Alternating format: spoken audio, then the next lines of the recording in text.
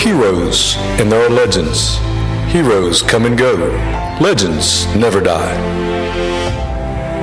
We usually say that you cannot become a legend before death. These are living legends. If the legends fall silent, who will teach the children of our ways? Sun Coaches Podcast, Season 5, brought to you by Titan Sensor, is proud to present The Legends.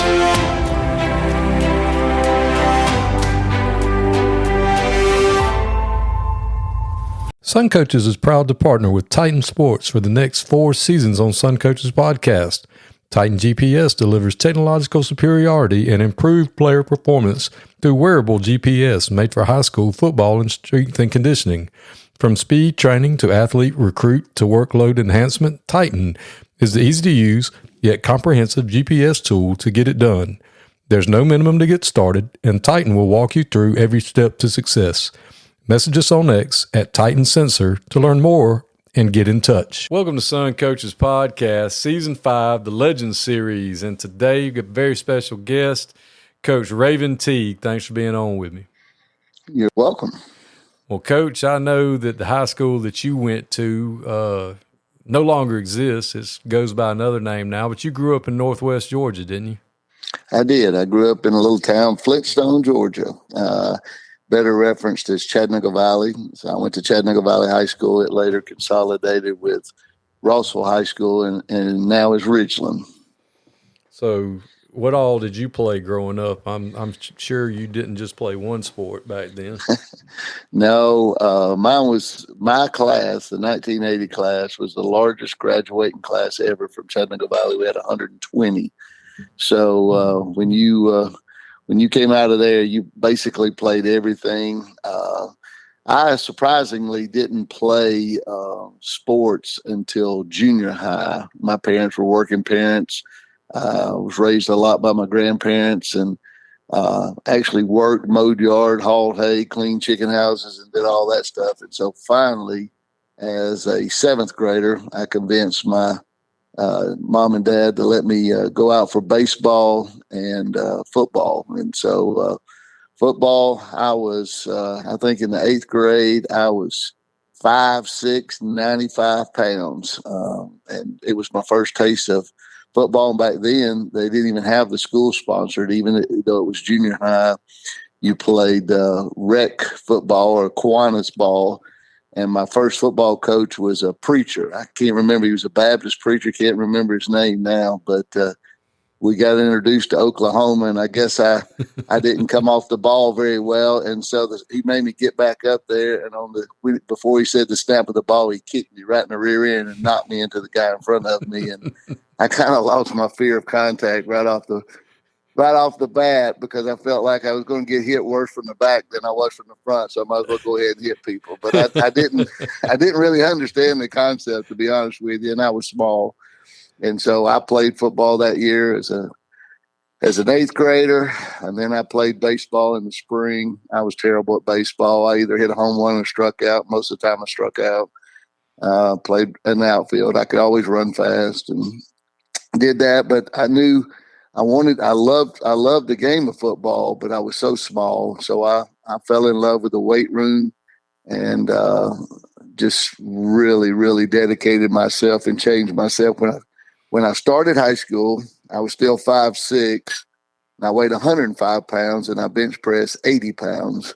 And by the time I graduated, I was 6 foot tall, 195 pounds, and bench 335. So I really changed, and I think that played a big part in how I viewed kids. I would always, whatever school I was at, I would always speak to 7th and 8th graders before spring practice and have a complete spring practice just for those guys. And I would always tell them in the meeting, I want you to be program people. I don't care where you start. It's about where you finish.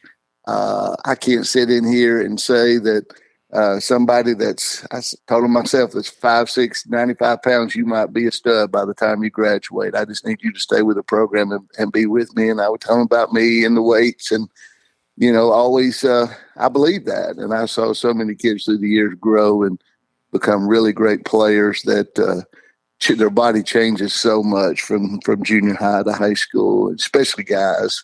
And so that was my inauspicious start. I played for a guy by the name of F.E. Brown. The story about Chattanooga Valley, when all time I was growing up, I think they went 10 years and won about 3 or 5 football games over a 10-year period before our class came into high school.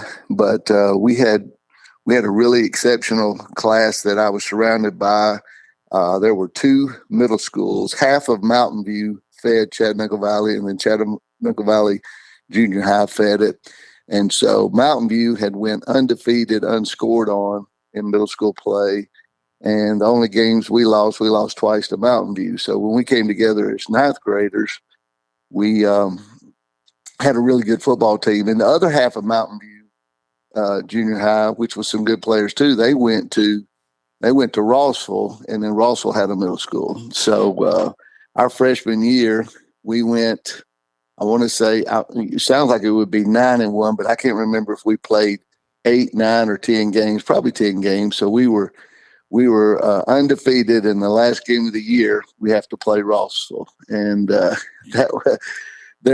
officials didn't show up, and they had parents come down out of the stands and call the game. And needless to say, they found a way to call back 3 of our touchdowns, and they ended up winning the game 7-6. And we completely went in. The coaches, before the coaches get off the field, all of us as players, which is bad to say, but we destroyed the locker room through things. We hated Rossville. And for those 2 communities to come together years later, it took a lot to get them to combine those 2 schools, and the school struggled for several years, and finally I was so happy when Mark Mariakis, who was a college friend of mine, both went to UTC, he took them to the state championship that one year, and I was very proud of them, because it's very prideful little communities and pretty good athlete. He's followed UTC. I did go to UTC, yes. And you played ball there? I did not.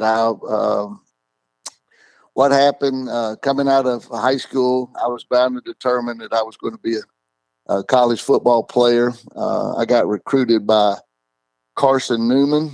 They offered me a room and board, but my parents, I'm the first person on either side of my family to go to college, much less graduate.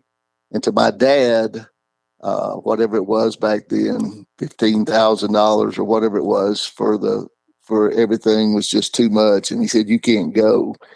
And I wasn't going to pay it. And I didn't have any money.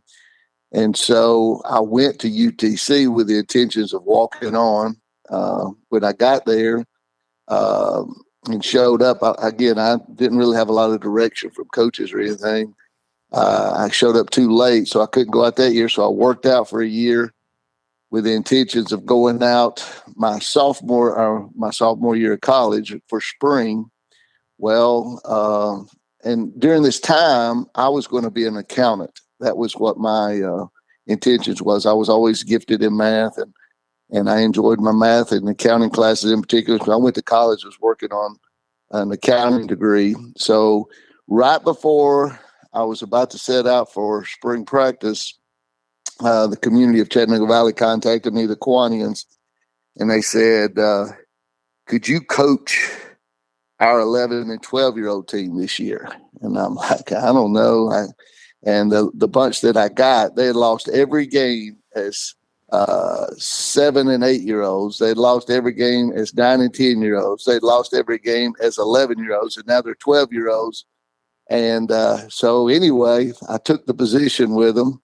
Didn't go out for football, coached the guys. We won the league championship, went undefeated, won the league championship. And if I told those little 11 and 12-year-olds to run full speed into the wall, they would have broke their neck doing it. And I just had an epiphany and said, this is my calling in life, is to coach and work with kids. I just loved it. And so I went up to the university, and I changed from accounting to education. And my favorite subject in high school was history. So I changed over and said, I'm going to do secondary education history, and I'll just do a minor in math. So I wound up certified, and in history, math, and then my time at Clark Central, I went back to Georgia. Back then, you did an add-on, a PE add-on. And then later I went to Georgia Southern, got my master's in administration, and then I went to LMU and got my specialist in curriculum and instruction. But anyway, so my third year I do that. So once I decided I wanted to be a football coach, I knew I needed to improve my knowledge of the game. So I walked up to the football offices at UTC and had a talk to the coaches.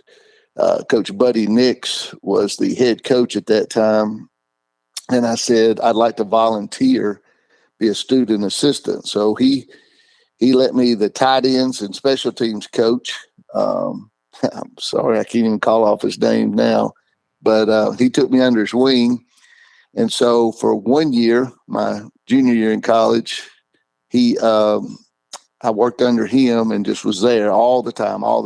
Well, going into spring after that season, they had 2 graduate assistants on their staff, guys that had just graduated and played. And I'm starving. I'm in a fraternity. I take an office position in the fraternity so I can live in the house free.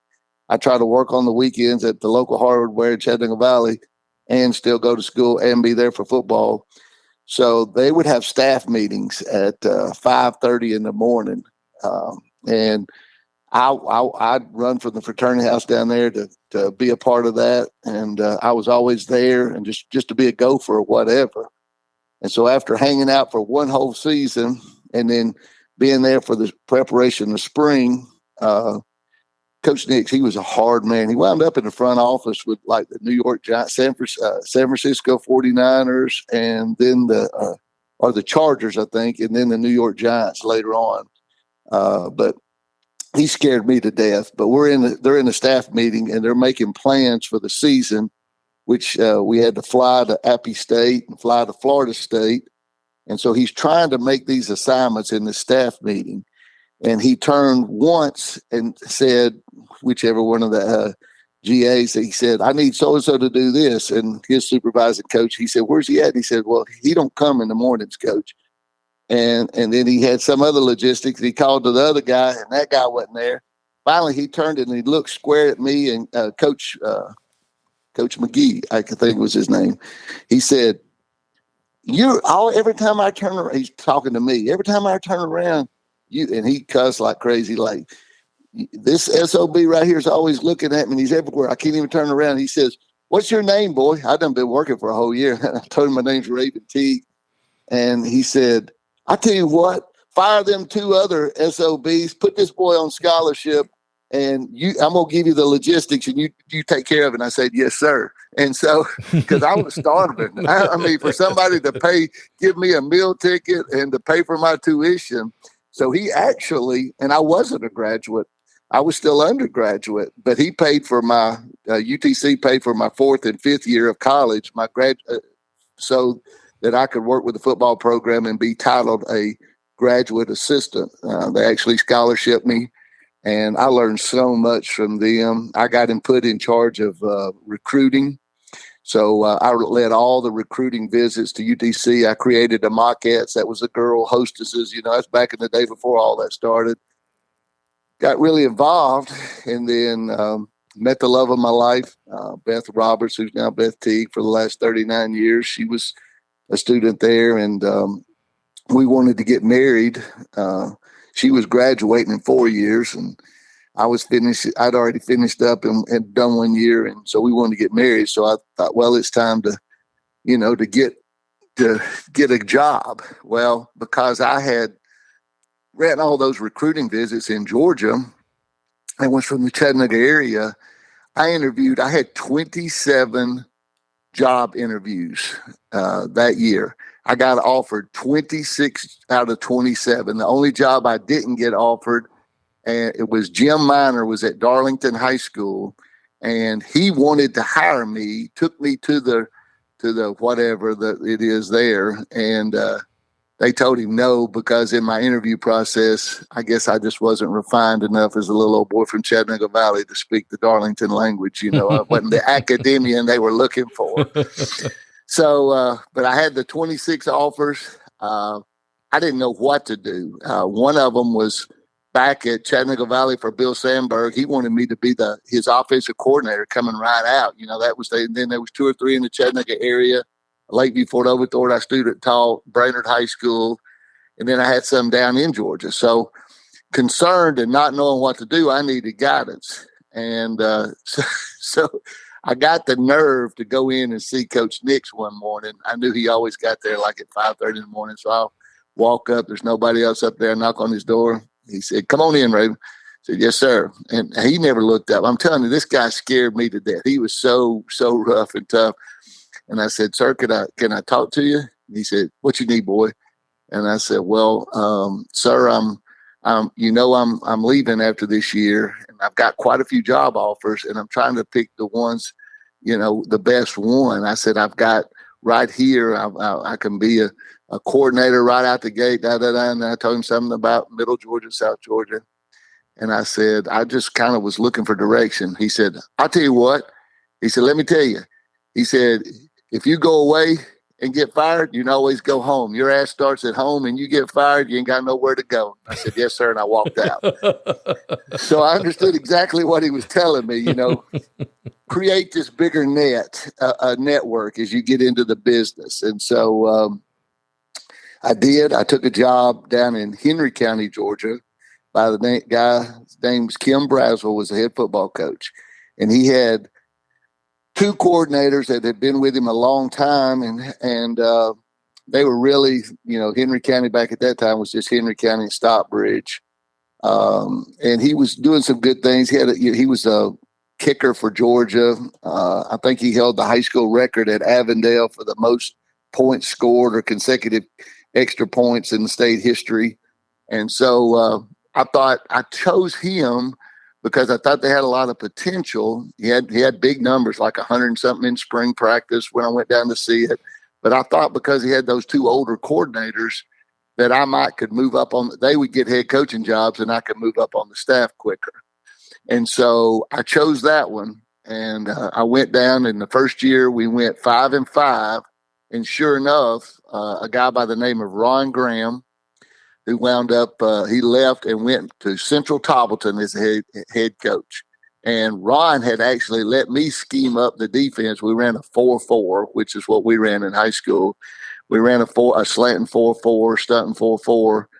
Everybody was 3 deep, 8-man front at that time. And so when he left, I went to Coach Braswell, and he gave me the position. So I was the defensive coordinator at 24 years of age at Henry County. We went 6-4, which was their first winning record since integration.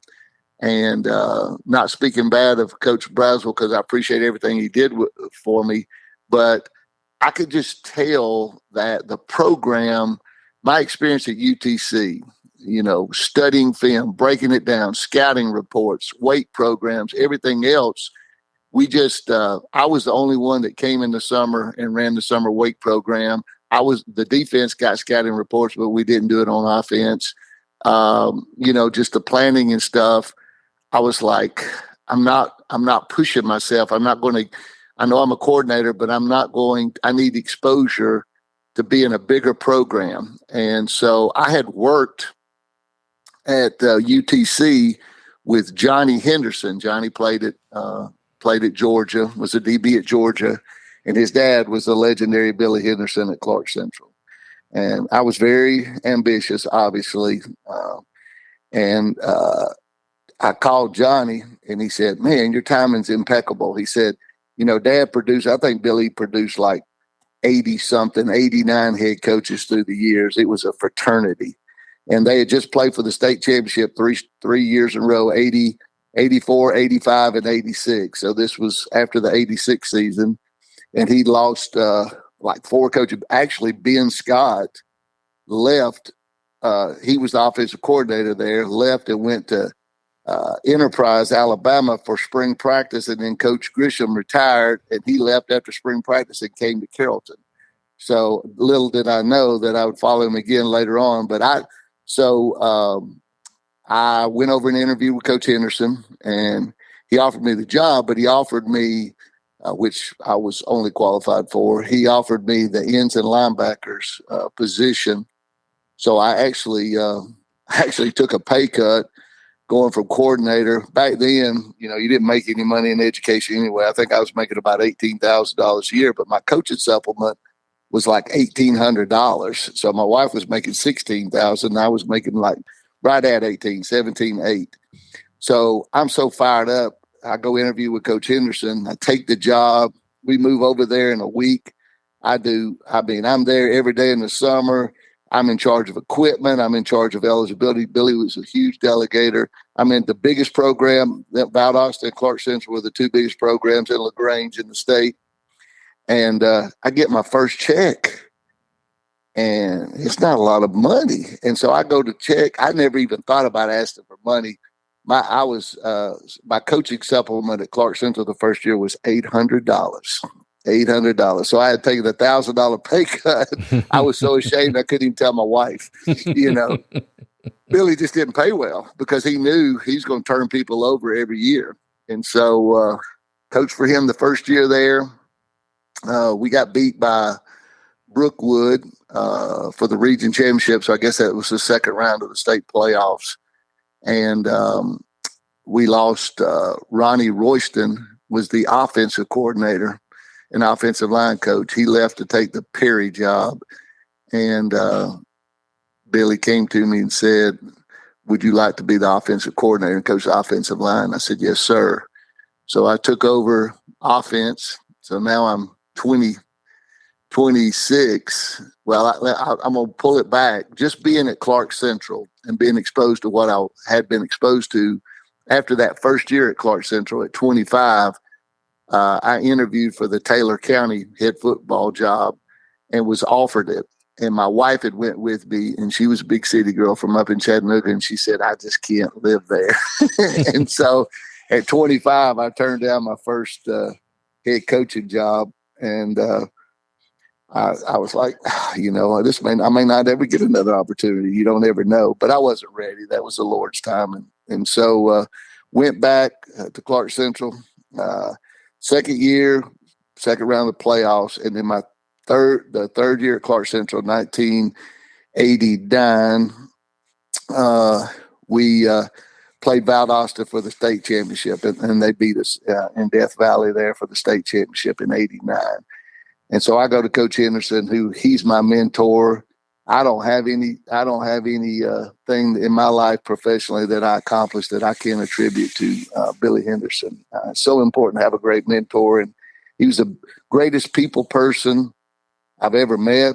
I think even Governor Kemp quoted Billy about 3 times in his acceptance speech when he got elected governor. He's just that kind of guy. I mean, he was just unbelievable.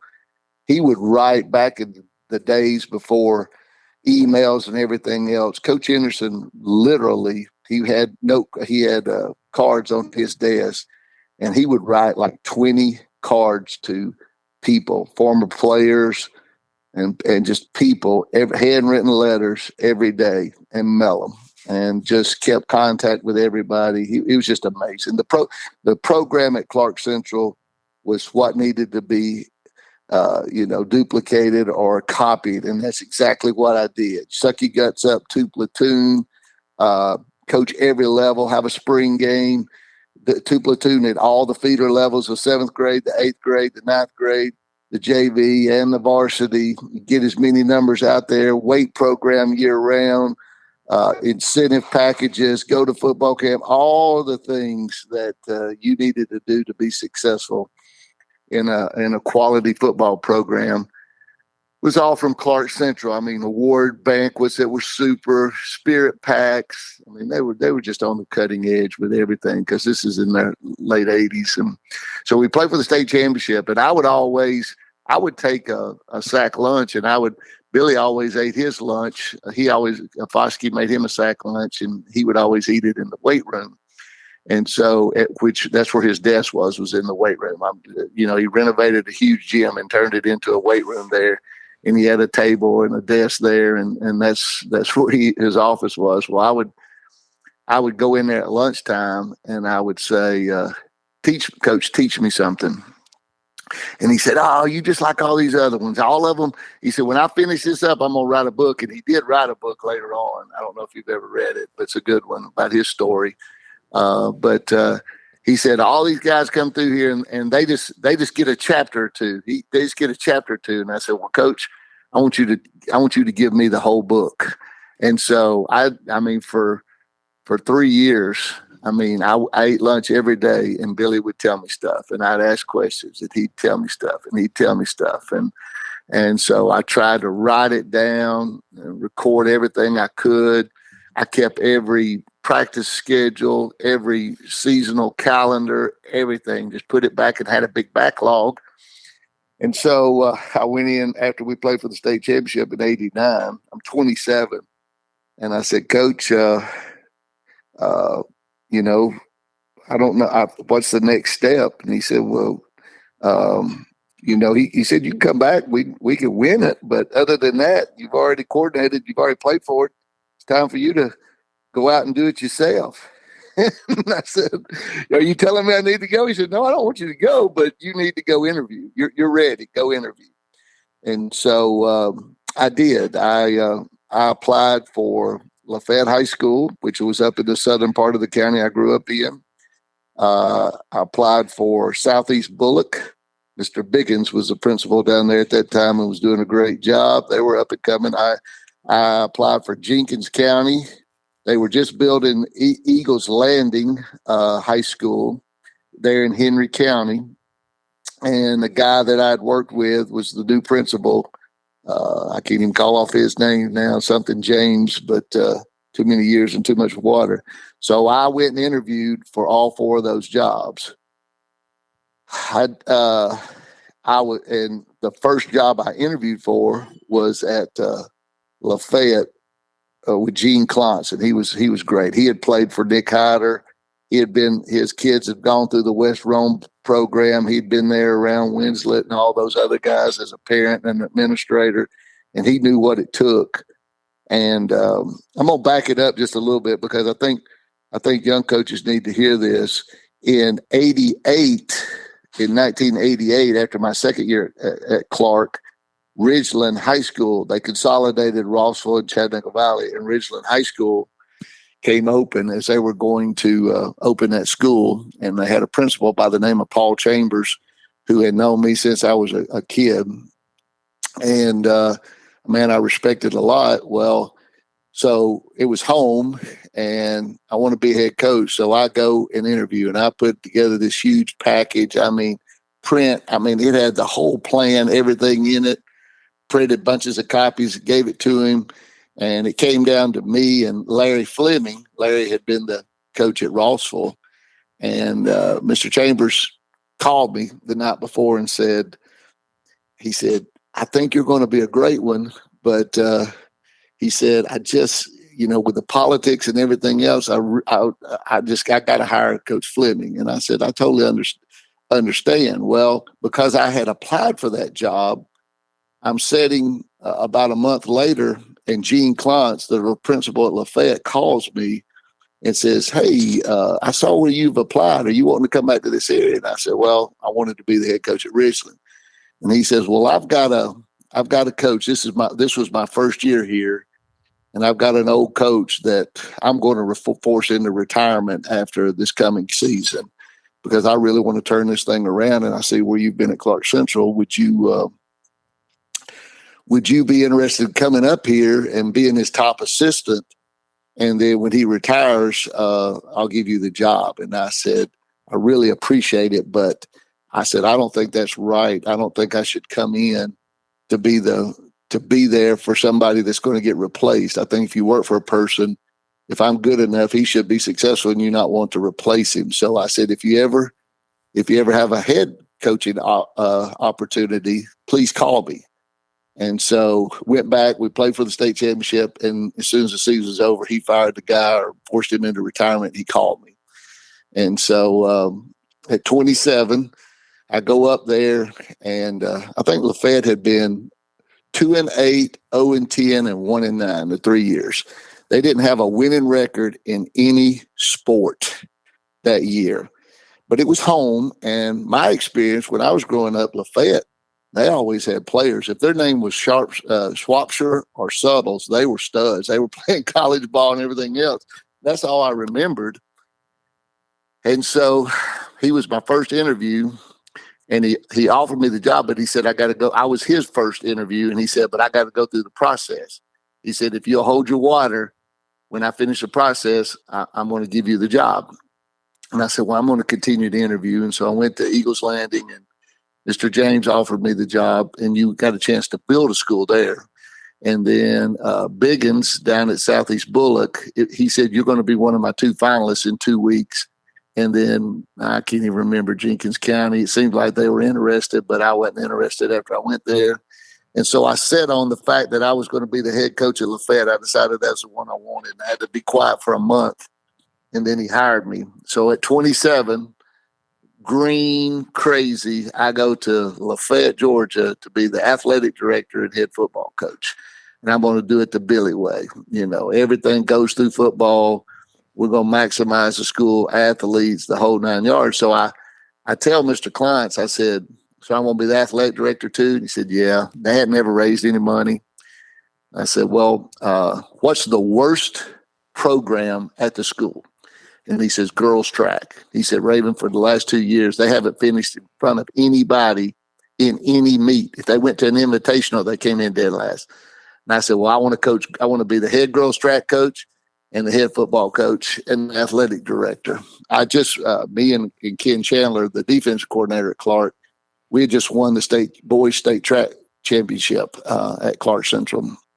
And so Brady Sigler and some of those great ones had come through and taught us track. I thought I knew a lot about track. So a sidebar before I ever get to the football, I took over the girls track team. The first year we went 500 and came in third in 2 invitationals. And then the second year we won the region championship and finished 5th in the state. And I handed it off to my assistant. I just wanted them to prove that they could win. It was just all about programming. And so anyway, I took over a football program, and it was incredible, the response we got. Now, I brought 2 C-team coaches.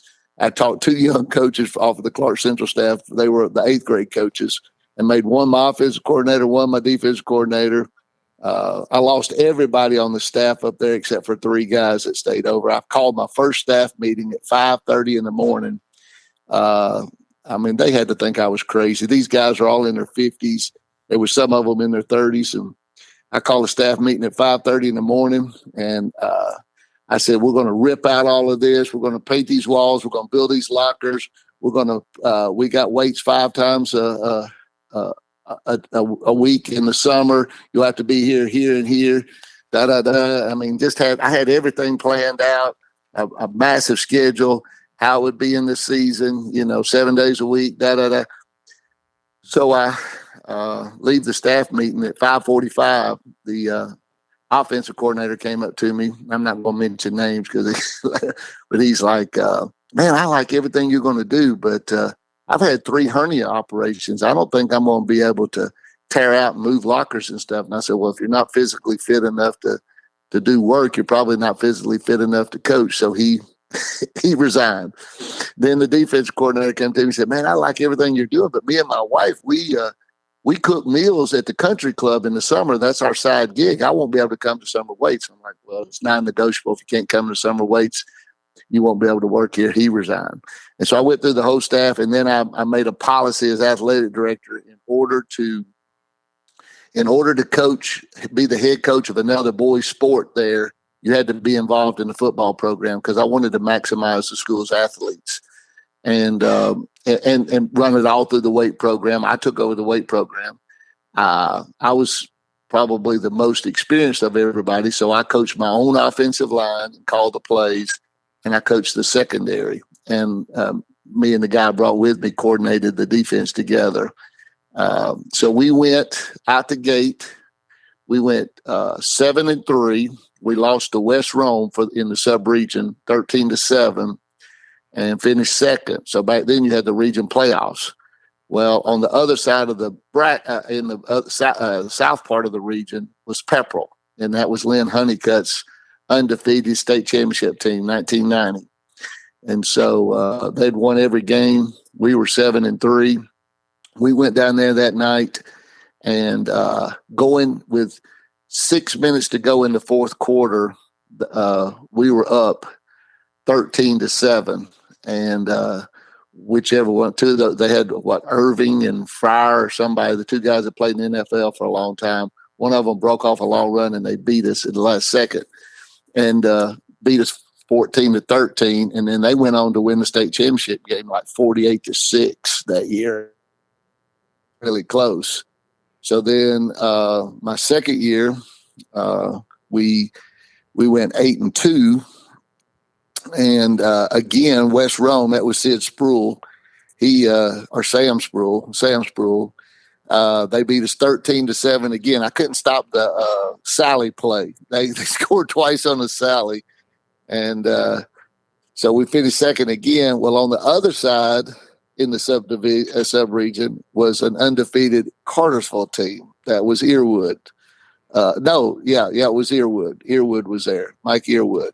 And they won the state championship. They go, well, we took the Lafayette team on the road down there that year, and they crossed the 50 one time and scored a touchdown. We were inside their 40 4 times and only got a field goal. We lost 7-3, and they won the state championship like 42-13. So we were just so close those first 2 years, but we matched up with the state champions in the first round. My third year at Lafayette High School, it balances on a razor blade. You have very minimal athletes and 2 or 3 kids that are studs. They make the difference between going 8-2 and 2-8. I mean, how they do. And everybody got hurt. I mean, I had big Shannon Suttles that ended up going to Auburn. I lost during the course of the year, to tell you how many people that went down. The next year coming back, I had 27 returning starters because we had played so many people to replace in. So I had more than 22 starters. I had 27 guys that had started at least 3 or 4 games because we played. So, but that third year, everybody got hurt. We went 3-6-1. It's the only time as a player or a coach I ever was involved in a losing season. I lost 20 pounds. If my little girl, Laurel, hadn't have been a cute little 3-year-old that would run up and grab her daddy's leg when I came home defeated from practice, I'd have probably not made it. But she did. I didn't know how to lose. I've heard people talk about the hardest they've ever worked is during their losing season, and I totally agree with that. I did the best job I could do. We all did. Everybody on staff worked hard hours, never let up. The kids never let up. But we lost. We were 3-6-1. We tied Ridgeland. Of those 6 games we lost, 4 of those games we were winning with less than 5 minutes to go, and the other team scored and beat us. So, I mean, we were that close to 7-2-1, but we were 3-6-1. Well, anyway, that set us all on fire. I had 27 returning starters, and I killed them in the offseason. And that next year, the preseason, Cartersville was ranked. We were back. Now we're playing a complete region schedule. You had to play a complete region schedule. Cartersville was preseason number 1. Pepperell was preseason number 2, and Villa Rica was preseason number 3. And that's our region. West Rome's gone now. Congratulations. Yeah. I mean, and Bohan was at Villa Rica. They were good, So I think it was the 4th or 5th game of the year. We won our first 3 games. We go to Cartersville, and they beat us like 13-10. Well, the next week was our open week. Pepperell played Cartersville, and Pepperell that's when they had that big running back. Pepperell had that Brandon Young or something. I can't remember that gigantic 6'3", 255-pound running back. Honeycutt had their offensive line average about 300 pounds. They were all about 6'6". They beat. I go to the game that night. My wife is due at any time, and Pepperell beats Cartersville, and so that was our open week. We have to play Pepperell the next week. My son's born on the Friday night of open week, like a good coach's wife would do, because I would have had to miss it if I'd have been coaching. You know, I was a substitute coach. You know, so we had the baby right after that game. I ran home. I came back and she went into labor that night, and so we do the open week and we play Pepperell. They're the number one team in the state. They come to Lafayette, Georgia, and we upset them. We beat them. I want to say 17-7. Shut him down. We go on, win the rest of the game. In the 10th game of the year, we play Villa Rica. We go down to Villa Rica. Bohan, I think they're still ranked in the top 10, and we're beating them 28-0 with about 3 minutes to go. Well, part of my little special teams things that I've always done, like extra points, it was on the kids to jab or to fake. If people weren't in the right spot, they had the right away to call jab or whatever and go for two, you know, just hit it. And the same thing on my punting, all my punting teams, they had the option. If the people weren't right in the box or to the right side or to the left side, they could call a fake punt, you know. And so it's 28-0, 3 minutes to go. They stop us. We're on our 40-yard line. It's 4th down and 8. And I'm not thinking nothing about it. Well, my punting unit, they see something, call the fake punt, go 60 yards to score to beat them 35-0. That's on Frank Bohan's top 10 ranked team. He didn't take that too kindly. I was about to say, I bet Coach Bohan lost his mind. He did. Well, here's the kicker to that story. So you still have region playoffs. So I win. We go do a coin flip. Me and Earwood and Honeycutt. I win the coin toss because all three of us go 9-1. Okay, and Bohan goes. He goes 7-3 because he loses to all three of us. So he's 4th. So in the next week, who do I play in Lafayette, Georgia? Villa Rica. And they were ready to play. And my guys had just beat them 35-0. So they beat us, I think it was 17-14. Oh, no. And so I go 9-2 my last year. And then the Swainsboro job came open. I'd never been to Swainsboro in my life. I just knew that I could do a great job at Lafayette, but I didn't know if we could ever win a state championship. And nobody's driven. Won there since. No, I know. I hate that for them, you know. But I just knew that. I mean, I love the people. They're my people, you know. I mean, they're blue collar, you know, just hillbillies, just like I was and how I was raised. And I just knew I couldn't win. I could do a great job and probably average 7 wins a year for a career, maybe. Might win 200 games. And I was driven by numbers now. I'm not saying I'm, you know, a little bit of a narcissist when it comes to that. I'm definitely driven, self-driven. And so I wanted to win 200 games, but I was hoping that maybe I could win a state championship somewhere along the line. And so there was a traveling salesman for the Neff company, Craig Hartman. I'd actually Rome, they were consolidating Rome, and I'd interviewed for the Rome job. And that's when, who's the guy from LaGrange that came up, got the first time at Rome, got the job? Sam Pickens. No, the one before him, Guthrie. Wasn't it Guthrie? Yeah, that's right. Yeah. Coach Guthrie. Yeah. Well, so it came down to me and Guthrie for the job, and they picked Guthrie. So I went back to my office, was sitting there thinking, well, I guess I'm going to be back at Lafayette. And Craig Hartman comes through, and he said, hey, have you ever seen Swainsboro, Georgia? And I'm like, I saw it on a road sign on my way to Florida one time. He said, well, they got an old man down there, Coach Schofield, that's won 200 games, and he's retiring. And he said they're fixing to build this gigantic stadium and everything else. And, you know, they always go 6-4, 7-3, 8-2, and they lose in the first round of the playoffs because it's a basketball school. And once the ball starts bouncing, they're through with football. He said, but they got all kinds of great talent. He said, you ought to call them.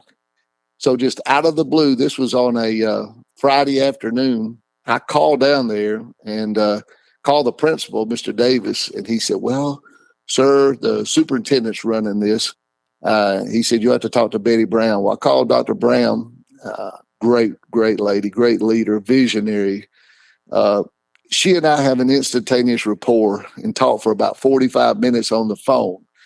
And she said, well, actually, we're down to the final 4, and we're bringing everybody in tomorrow, and we've got a panel they're going to interview with. She said, would you come on down? I'll put you up at the Coleman Inn and make it a final 5. I said, well, I guess so. So I go home, tell my wife, we load up the car, we drive to Swainsboro. It's dark, so don't really see the town. Go to the board office the next morning, interview, get back home on Sunday. So I haven't been in the high school. I haven't met anybody because I always do research. I go to the rec program. I do all of it. I mean, it's bam, bam, bam. And the Lord always works that way in my life. When he wants to move me, he moves me in just a second. And so she calls me Sunday afternoon and she said, I want to make you our next football coach, and we'll have the board meeting tomorrow night, Monday night. Would you take the job? And I said, well, can I call you back in about an hour? Talk to my wife. My wife's crying because she's from Chattanooga. I'm from Chattanooga area. We're up here and we're fixing to move 5 hours or 3.5. We have about 5 hours down to Swainsboro, Georgia, in the middle of nowhere where she knows nobody. But she said, if that's what you believe, then let's do it. So I drive down there Monday, and they approved me that night. I hadn't talked to money about her with her. I didn't even know what I was going to be making, and took the job. Well, I didn't know it, but Coach Schofield had kind of promised the job to his offensive coordinator. And if you're going to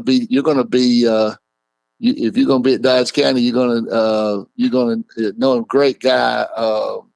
He wound up the principal down. He was football coach, became head coach, and anyway, Rex so Hodges. Who? Rex Hodges. Rex Hodges. That's it. Rex had been promised the job, but Rex is good people now. He's really good people. So Mr. Davis and the other assistant principal, Miss Stokes, and Coach Schofield, they'd all come in together, and their promise was they were all going to leave together. Well, when Coach Schofield, they basically he decided to retire. Dr. Brown maybe kind of helped him. He decided to retire. Miss Stokes and Mr. Davis wasn't happy about it because they were still going to stay there. So I wind up going to Swain. Don't know any of these dynamics, and to say that. And then Mr. Davis, when I get there, he said, well, we're going to have 2 teaching openings. We're going to have 2 openings. Here's 3 names that I'm going to interview. You can pick 2 of them to coach with you. And then I inherited the rest of the staff. So that was unusual to say the least. I'm coming in with my way of doing things, but I left Rex as offense coordinator. He did a great job. We did have talent. But I changed everything. I went to the power eye. The first year I didn't. I let Rex run it. I ran my 50 defense. I ran defense. He ran offense. And I think we went 8-3 that first year. And then I helped Rex get a head coaching job. And then I took over the offense. We went into the power eye and we had a great experience there. But for the first 3 months on the job down there, I didn't dare tell my wife because she hadn't moved down there yet. But nobody talked to me. I didn't talk to nobody. I ate alone. I worked alone. I wasn't welcome there, to say the least. But it all worked out in the end. And then 8 years later, when we leave, my wife, we stay up all night with our closest friends, and she cries all the way up to Carrollton. Because they were just great people, and the community was great to us, and we had great players, and the 2000 team, obviously state champions, just super. I slowly built my staff up, hired Robbie Robinson. He was a big part of that. Chuck Moore. Chuck was at Clark Central, brought him down. Robbie had been a head coach at Pike County and Jackson, brought him in. Robbie brought the slanting 50 defense with. I wanted to run the 50 and stay with it, but Robbie wanted to move it, and that was great for our kids. We stayed in the power eye, just like Clark, and just powered our way through. And that bunch in 2000 was a very, very special bunch. In fact, in 99, the year before, we went a little back. I'm going to take it back a little bit story before that. So here I am. I was the head coach at Lafayette for 4 years. We went to the playoffs 3 times, lost in the first round, twice as state champions. Go down to Swainsboro. We make the playoffs the first 5 years and lose in the first round every time. So I've been a head coach now 10 years or 9 years, and I've been in the playoffs 8 times and lost in the first round. And I'm at an all-star selection thing, and Rick Tomlin took me to breakfast, and we're sitting there. I spent time. I mean, Larry Campbell. I made it a point as a young coach to go get around every legendary coach I could find and spend time with them. I mean, all of them. Nick Hyder, you can't, Dan Pitts, whoever. I would just go. If I got Coach Chappell at Dalton when I was at Lafayette, when we get beat in the playoffs, I would go to his practices, and he brought me in. He was awesome. So every 300 winner, just about, as funny as life is to you, probably the only legendary coach that I never had a one-on-one with was Coach Grisham, Charlie Grisham. And I wind up having to follow the legend up here. And I was like, man, if I'd have known, I tell his children all the time, still to this day, had I known that I was going to be at Carrollton, I promise you, I would have spent hours with your daddy. You know, a coach in the stadium with his name on it and his face on the wall. But anyway, Rick took me to breakfast, and I'm like, you know, he's like, you're doing a great job. Of course, Washington County was all that in a bag of chips, and he was winning. And I said, I don't know, man. I said, I think I'm doing everything right. We were doing bigger, faster. I said, but I can't win a playoff game. And he said, same thing happened with me. He said, here's what's going to happen. One day you're going to win a playoff game, and the next thing you know, you're going to be playing for a state championship.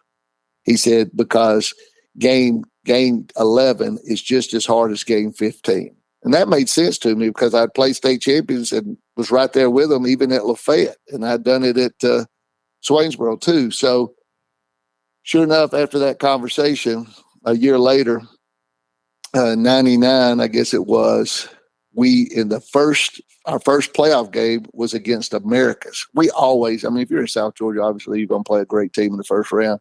We played Americas. That's Coach Soliday, and they had that Pope kid, Leonard Pope, or isn't that what's his name? Yeah. I mean, I'm like, how in the world? I think I can't remember who we were in the region with, but I'm like, how in the world is this a first round matchup? These guys are incredible. He's slinging it all over the place. Well, we beat them that night. I was ecstatic, like I'd won a state championship because we won our first playoff game. Well, then we won the next game, and then so then we're in game 13. So now we're 12-0 in game 13. Hart County, Coach Devane comes down, and they're loaded, and they beat us like, I don't know, 17-14 or 17-7 in game 13. And then they lose to Cartersville, I think, for the state championship when they had Ronnie Brown. So we were just that close. Well, we go to spring practice, and I had 20 out of 22 starters coming back. That was a young team. And we had everybody, all the college coaches, because I had a lot of great players, they were all at spring practice. And the first day of spring practice, I went home, and I've always been a little bit of a Vince Dooley. And my wife said, well, how was spring practice? And I said, it was scary. It's scary. I said, it's almost like we didn't leave the field. I said, we're unbelievably good. And she goes, oh my gosh, you're going to win a state championship. This is my wife at the first day of spring practice, because I don't talk like that. And I said, I don't know, we might. And sure enough, we hit the run that year. Our defense, Coach Robinson did a great job. You know, we only gave up. We had 4 shutouts in 5 games that year in the playoffs. Only one team scored one, and that's because in game 13, Hart County had beat us the year before in game 13 and put that bunch out. Well, we go to Hartwell, and they're undefeated. And Brandon Andrews, who's now the principal at Swainsboro, Dr. Brandon Andrews, he went wild. He had 250 yards and 4 or 5 touchdowns in the first half. We beat them 48-6. So that was the 6 points that we gave up in the playoffs. We pitched a shutout in the state championship, the first round, second round, third round, and in the state championship game. And those kids were just unbelievable. It's the only state championship in Swainsboro history, and just a special group. Just glad that we were there with them. And so off of that, I lose. Chuck gets a head coaching job. Robbie gets a head coaching job. I stay on. I hired a guy, Shane Williamson, who's now the superintendent in Pike County, I guess. But Shane followed me at Swainsboro. I hired him, brought him in from Tifton, and we went. I think we got beat in the second round by Washington County in 2001. And another backstory. I know I always keep backing up on you. In '99, after that 12-1 team, Ben Scott passed away. And Ben, Clark Central, all of his staff was from Clark Central. When he passed away, I mean, I had circles around about 4 jobs in Northwest Georgia that I thought you could win a state championship at. And of course, Carrollton was right there at the top of the list. I mean, you had Dalton, Cedartown, Carrollton, Calhoun, Cartersville. So it was about 5 of them. And Ben died. So I applied for the Carrollton job. This is in '99 now, after 12-1, and made it and was in the final 4. But there were like, I mean, Jeff Herron, Theo Caldwell. They were just some great. I mean, I had no business being in that, but the night they ended up hiring Ross New. Kind of come out of left field with that one.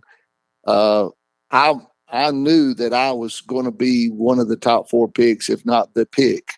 And the whole time I'm interviewing and coming back, I'm like, state championships are never promised. And I probably got a state championship team coming back.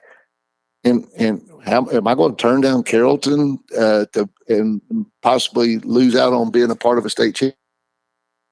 Contemplating that, but I knew I wouldn't turn down Carrollton. Well, end up superintendent calls me the night before the board meeting and says, we're going to go with Ross New. Very impressed with you. His name was Ronnie Williamson, was the superintendent at that time.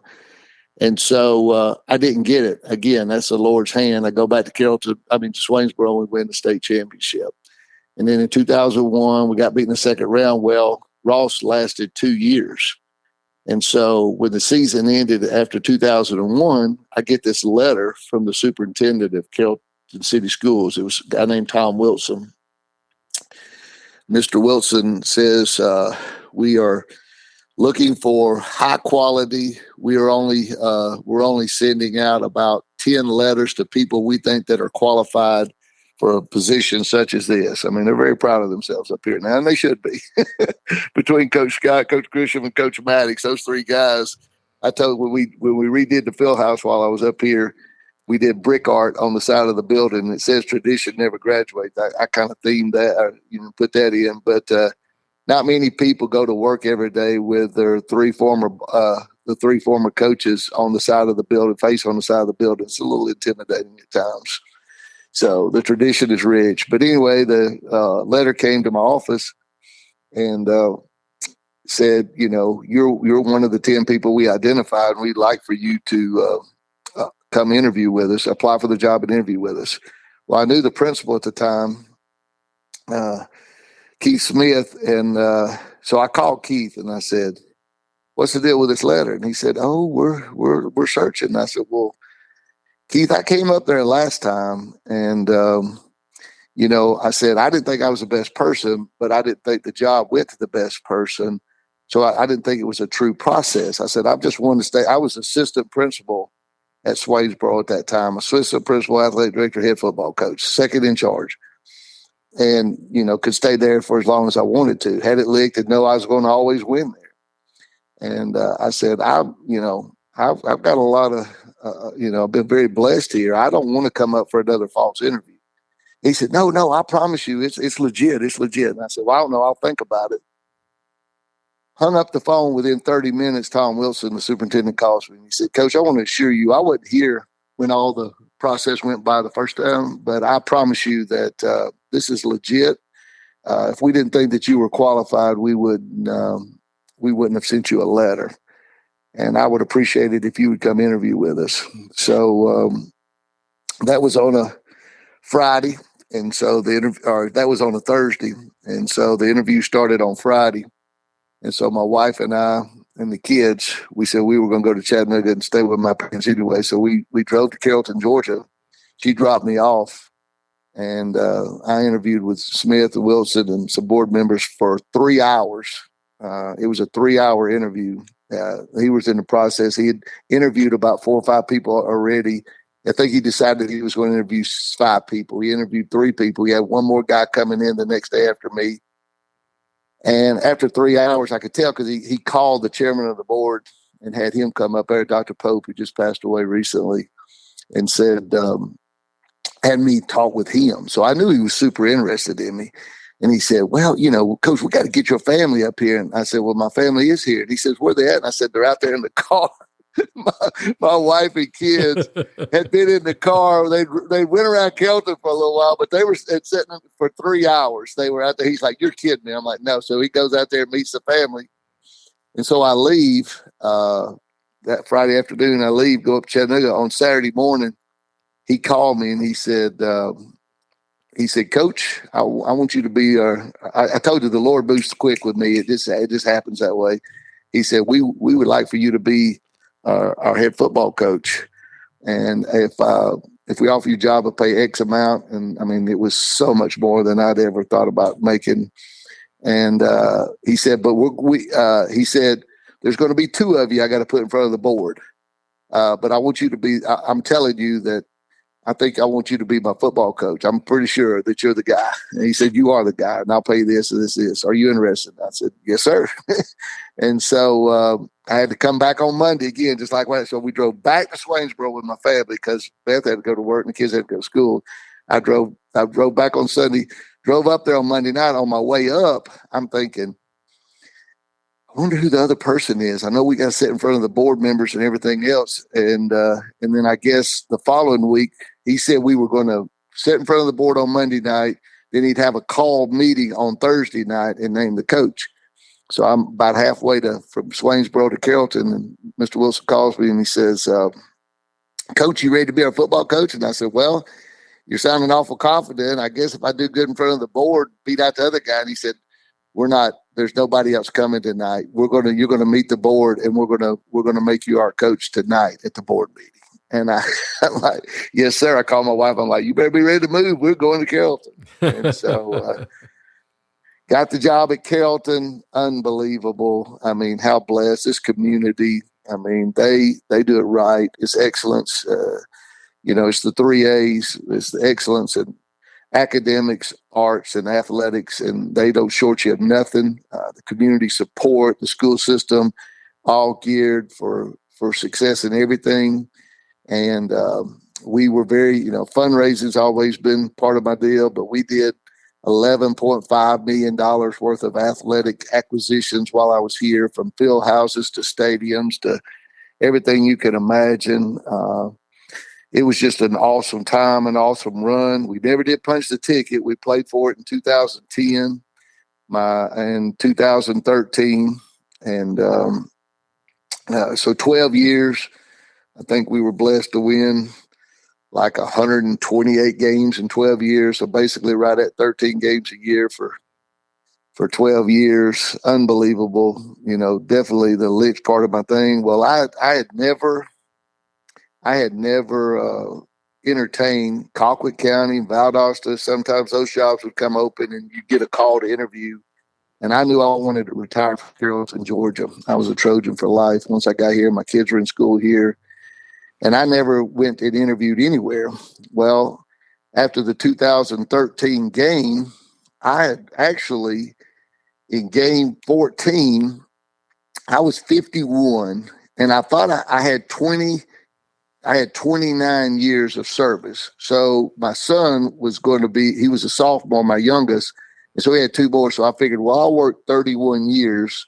And then at 53, I need to retire. Coach Henderson always said, the best part of education is the back end. And as soon as you can, you need to double dip. You need to go to private school, go to another state, or go to college, whatever.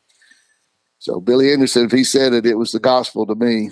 So I found myself, we had just beat We had just beat Marist in game 14 in 8 overtimes. And everybody, we had done all the preparation. Everybody was going home that night, on Sunday night. And I sat at my computer and I looked up TRS and actually booked a retirement session with him. I wanted to go to see what my salary would be as a retiree, what I qualified for after next year, after the following year, because obviously I wasn't going to be able to retire and not do anything. I had to retire and get another job, and I'm a math guy. So I wanted to get a head start on it. So we played for the state. So I'd set it up for January the 6th. We played for the state championship, and we lose to Griffin, and we had 2 days of post planning that occurred after that, after the game, Monday and Tuesday. Well, on Monday morning, the principal, Dr. Albertus, who's now the superintendent here, he came down to the Fieldhouse in my office. He never came to my office. And he was kind of being fidgety, which is not like him. He's pretty direct. And I'm like, sir, do you need to see me about something? I'm thinking, he going to fire me for losing the state championship game, which is possible at Carrollton now. Don't think it's not. And I'm like, what the heck? And he said, Coach, the rumor mill is that you're thinking about retiring. And I'm like, I hadn't told a soul. I just set up an appointment with TRS. I still don't know how that got out. Nobody knew. Me and my wife, that's the only two people. She would tell nobody. I'm thinking, how did that? I don't know if somebody from TRS or whatever. And I said, well, I never lie, Dr. Albertus. I said, I'm got a meeting with TRS to see what my retirement's going to be after next year. I said, not saying that I'll retire after next year. I'll probably go 2 more years because my sons just will be graduating. He said, well, it would be a big deal. And we want you to be our football coach forever. But if you ever think about doing something like that, you got to give me a heads up. And I'm like, yes, sir, I sure will. Well, I went home that night and talking to my wife, and I said, he came to me and said all that. And I said, well, I got to thinking, I can't retire unless I have a quality job. I mean, I've got to really double dip or whatever. And I said, so I really need to explore what my options will be a year from now. And so we go on Christmas. The next day we come back in and I asked to see him. He said, yeah. And I said, well, I don't know what TRS is going to tell me, but I think I got another year. But I told him the same story. I said, I've never interviewed. I'm a Trojan till I die, but I know that I'll have to work again. So I would like to explore some options, over the next month or so. And so I would make an informed decision. He said, well, I can't tell you not to talk to anybody, but it better be confidential because it can't get out. And I said, yes, sir. Well, I end up, word of mouth gets around quick or something. Chattanooga Christian called me and I went up and interviewed with them, and they offered me the AD football job up there. And it was really, really good money. And then Mr. Wilson had already retired and went to South Carolina. Somehow he got wind of it, called me. He said, I've got 2 high schools in my system. I'm going to hire 2 ADs, full-time AD assistant principals, and 2-time football coaches, 2 head football coaches. You can come up here and interview with me and you can be any of the 4. And I'm like, well, I don't know. And so I went up and interviewed with him, and he said, I'll pay you whatever it takes. And I said, well, if I leave Carrollton, I don't really want to coach again. I think it's so collegiate to go try to start a new program. It just doesn't seem right. It doesn't seem like it'd be right for me to leave those kids to coach again. I said, I've been an assistant principal before, and I've been an AD for the whole time I've been a head coach for 29 years or whatever, 24 years. I've been 24 years as a head coach. I said, I'd always wanted to go. They have T.L. Hanna, which is a lot like Carrollton, and they have Westside, which is kind of an inner city minority school. And I said, I'm going to tell you what. I said, in my mind, there's been a part of me that always wanted to go to an inner city school and give them everything that the big time programs have to see how they do and how they respond, and give them that opportunity. Nutrition, weights, quality coaches, great facilities, it was a pigsty. And I said, so if I do come, I want to be the athletic director at Westside High School. And he said, you could have it. And he told me how much I was going to make. And it was really nice. Well, we come back, and on the 6th, I go meet with TRS. And he says, well, because I was on 12 months for so many years as an administrator and AD and everything, they said, you really have 31. I know you've only done 29, but you actually have 31 years of experience. You can retire right now. And I said, well, what would be the difference, my take home, if I retire versus my take home right now? And they said $24,000. I said, so I can retire and I'll only bring home $24,000 less than what I do right now. He said, yeah. I said, I could be a greeter at Walmart for $24,000. and then I got the number that the superintendent has thrown at me in my head, and Chattanooga Christian. And I mean, bottom line is you're a math guy. That's the bottom line. For me to retire and leave Carrollton and double dip was a $70,000 a year raise. $70,000. Now, anybody in education knows that kind of money don't come around for educators like that. And so it was a no-brainer. I said, I told my wife, I don't want to leave Carrollton. I don't want to retire. I mean, we just played for the state championship and we're going to be really good 2 years from now, So I prayed about it, went in and saw Dr. Albertus and said, I'm going to retire today. So and I announced it to the team that same day, and we loaded up and went to Anderson, and it was a great stay. I stayed over there 8 years. We did $12.5 million worth of athletic acquisitions. I mean, Mr. Wilson's a builder and could find the money. We gave him everything. I hired Coach Earl. He's now the president of the South Carolina Coaches Association. That's a full-time position over there, like the GACA is full-time and everything. And so when I retired 2 years ago, he took over he left and went there. But long story short, we went in there. We gave them everything. They had not been very good at anything. We won 2 girls' state championships in basketball. The football team won the state championship and state runner-up. Every sport, we flipped every one of them, and those kids responded so well. I had a great administration with me. We took the graduation rate from 68% up to 89% in that 8-year period.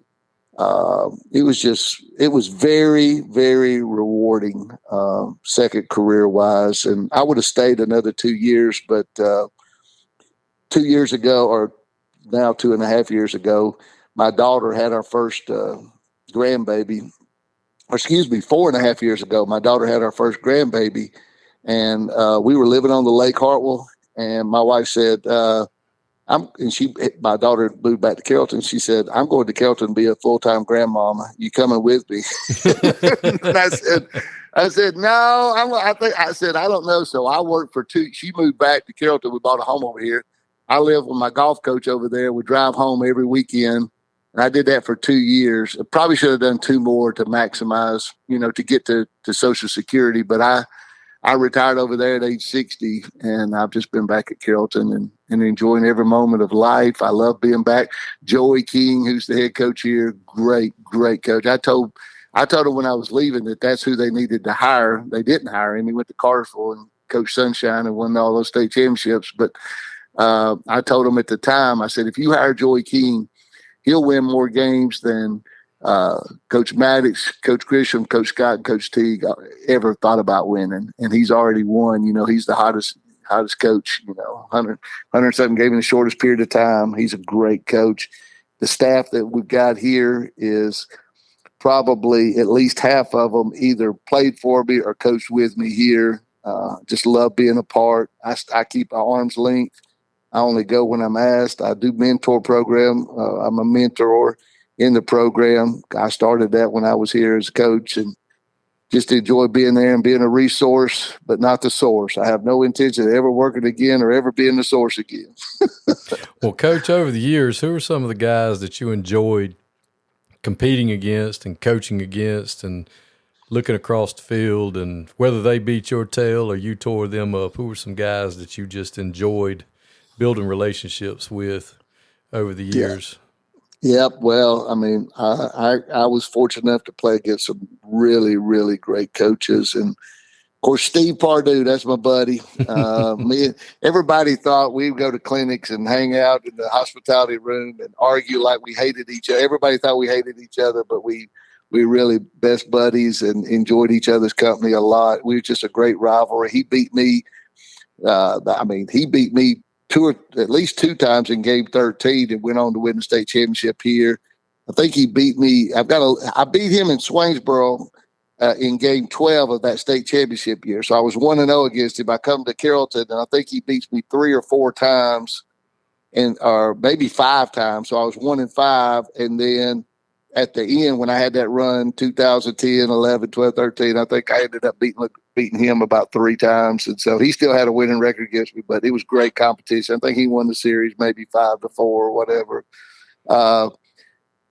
Chip Walker owns me.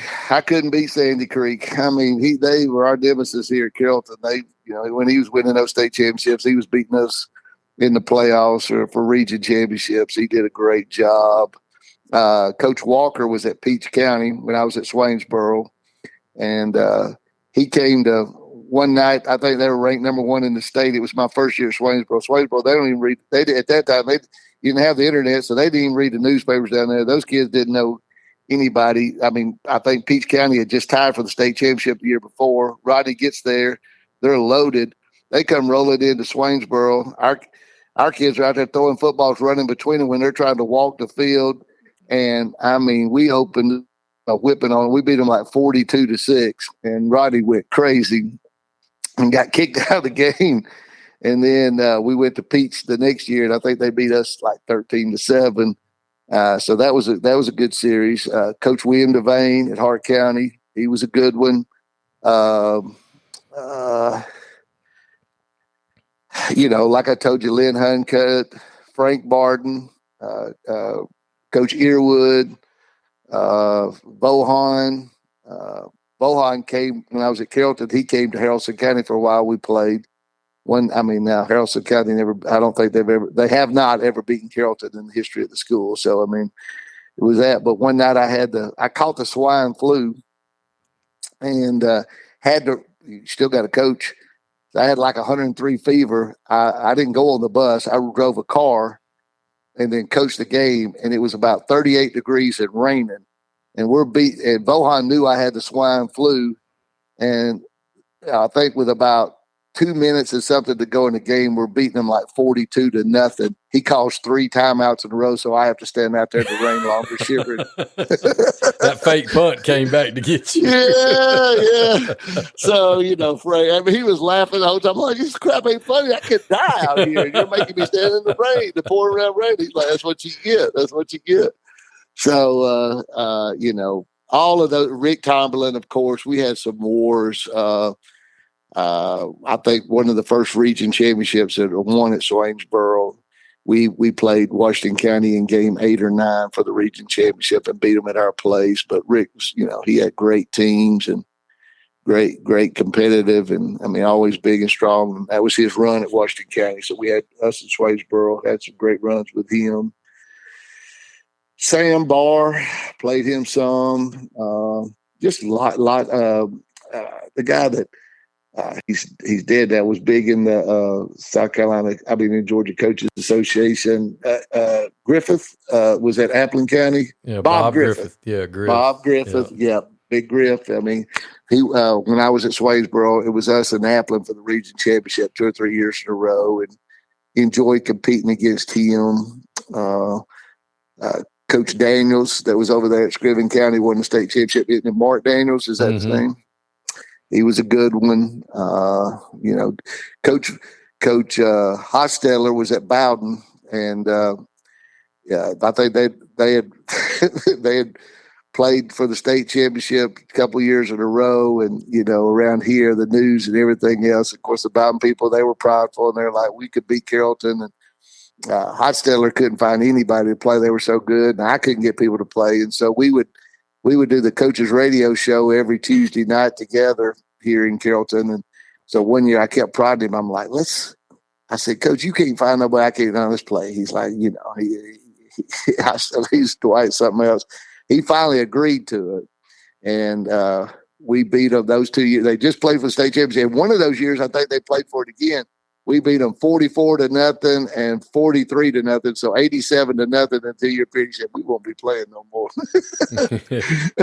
So just a different size of schools. They got a great community. Of course, Coach Finley, he interviewed with me one time at Carrollton wanting a job. He's done a great job there. They're on a roll over there. So all those guys, just mutual respect. Everybody does a great job. Just was very blessed to be at the right place at the right time with a lot of great players and a lot of good assistant coaches. Helped us through the years. A lot of good community support for sure. Well, Coach, you sure won a lot of games and touched a lot of lives. Very, very spiritual man. Always put that out there in front. Never hid behind it. Never faltered from that. And I know you're still active with FCA and all of that, and touched a lot of lives in that way as well. And just all the things you've done for other coaches and us younger guys. And I say younger guy, I'm 50 now, but we looked up to you. My generation looked up to you guys, and y'all were legends to us, and really why I wanted to do this series, and so proud to have you on here, and so glad you took the time to come on and share your story for the young coaches that are out there now, so that they can hear about, one of Henderson's boys. Mm-hmm. Yes, sir. Yes, sir. You're only as good as your mentor and the people around you. That's for sure. If we had 3 pillars of my program that we always stuck with, was we were going to get them physically ready to play, mentally ready to play, and spiritually ready to play. And I appreciate you saying that about the Lord. He was obviously there. I had a long-time assistant, Fred Ricks, who's a full-time black pastor, and he was with me in Swainsboro and up here at Carrollton. I can't tell you how many kids that he led to the Lord as part of our football program, and I just believe it matters. It just pleases my heart. When I never did Facebook until I retired, but once I retired, I got on it, and I just have thousands and thousands of young men that they're men now. Some of them in their 50s and stuff that I coached, and I just when I see how good a father they are, I see that they've graduated and been successful in life. And then one of my favorite calls of all time, a kid that I coached at Lafayette, I took the job here at Carrollton. It was about 8 years later, and he called me and he said, Coach, I just want you to know I became an ordained pastor tonight. And, I found the Lord at football camp at Lafayette High School, and Pez Ludi, and he still preaches this day. But it is that's what we do it for. It is a mission field. It's an extracurricular activity. I think coaches need to hear that. I appreciate this young generation of coaches and the stuff that they're having to deal with. I'm too old school. Our slogan here was, as long as women's having baby boys, we're going to win football games. So we didn't cater to any individuals, but nowadays you have to, or they'll just transfer and leave, and you got to facilitate offenses. It was all about the team, and they do a good job. Joey does a good job of managing all that, but it's a crazy day. And I think that my only fear is that we're losing the extracurricular side of high school sports. Now we see it as farm systems. That came from the parents and the kids. I'll transfer. You're building me for the NFL or for college, whether it be baseball, basketball.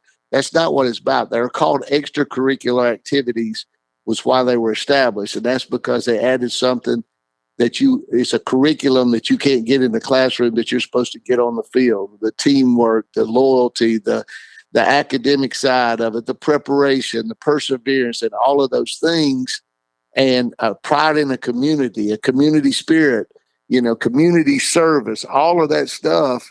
And it's being taken away. They're having it at the college, that transfer portal and everything else. My hat's off to the younger generation of coaches that have to deal with it, but I know what you're dealing with. I know it's not right, and I hate that you have to deal with it, but you got to keep fighting a good fight, because the kids deserve to be given the best regardless. And so you have to become creative and find a way to get those values in there in today's selfish society. I always said the 90s, did it long enough in the 90s, was the first of the me generation. It's where players started talking about what's in it for me. Well, then in the 2000, it became the double me generation. That's because the players of the 90s became parents in the 2000s. So now the child selfish and the parent. Well, now in the 20s, it's the triple me generation. The grandparents and the parents and the everybody's selfish, and it's not the way it was designed to be for high school athletics, but it's a necessary evil, I guess, to get there. But I wish them well. And I encourage them to keep fighting the good fight. It's important. Well, Coach, you sure fought the good fight, and I'm so glad you did, and I'm so glad you joined me tonight and shared your story with everybody. All right, thank you very much.